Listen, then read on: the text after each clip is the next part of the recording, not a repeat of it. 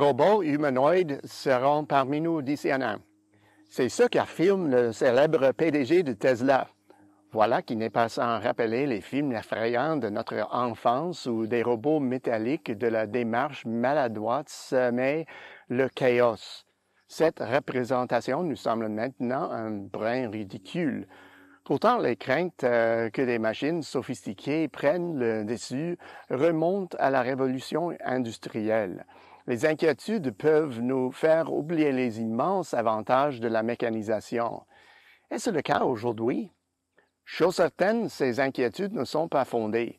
La mécanisation a parfois causé des déplacements et la misère, provoqué des réactions violentes et aussi une réponse politique.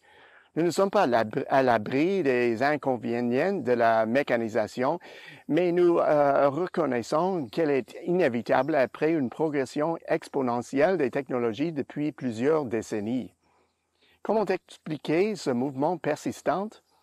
Comme pour la plupart des changements transformateurs, la raison ici en est simple. Les avantages l'emportent sur les coûts.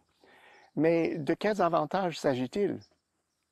Aujourd'hui, le bassin de main-d'œuvre est plus limité, ce que n'était pas le cas lors des révolutions industrielles passées. Les politiques et les mesures incitatives pour contrôler la démographie, les technologies reproductives et une fertilité moins élevée ont pénalisé la croissance démographique à tel point que bon nombre d'économies de la planète constatent de lentes augmentations, voire des déclins de leur population. Pour maintenir la cadence, plusieurs pays ont dû recourir à la mécanisation. Si on n'avait pas modifié la contribution du capital à la croissance, dans bien des cas, elle aurait été absente. Désormais, la mécanisation a pour effet de déplacer des travailleurs qui n'existent pas vraiment. Et les entrepreneurs se tourneront de plus en plus vers la mécanisation pour maintenir leurs activités.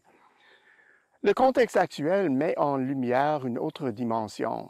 La technologie a permis la mondialisation des chaînes d'approvisionnement et malgré son efficacité et sa capacité à réduire les coûts, elle s'accompagne de risques majeurs. Les points d'approvisionnement uniques sont exposés à des catastrophes naturelles comme des tremblements de terre, les tsunamis, les sécheresses, les inondations, les feux de forêt et les pandémies. La mécanisation n'est pas autant attachée à un lieu précis.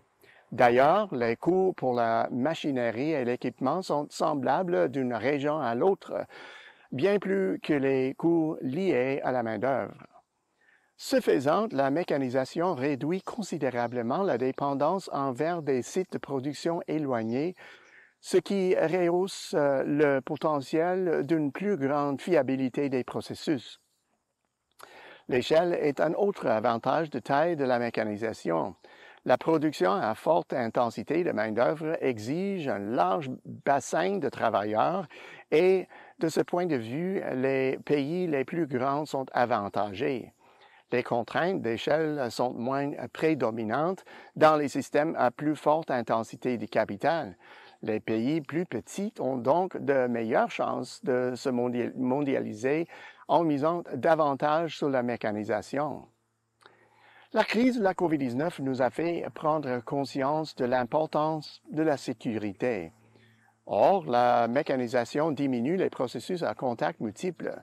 On l'a vu, durant la pandémie, les marchands et autres acteurs se sont tournés vers des solutions numériques pour assurer le maintien de leurs activités.